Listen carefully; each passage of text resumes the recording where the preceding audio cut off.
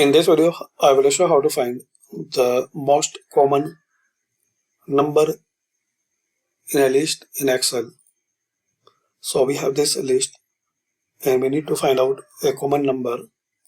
So we will use this formula.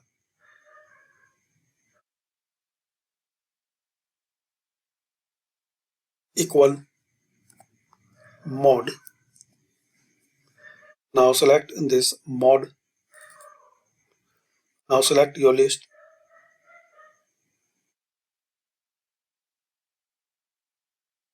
Now closing bracket. Then press enter.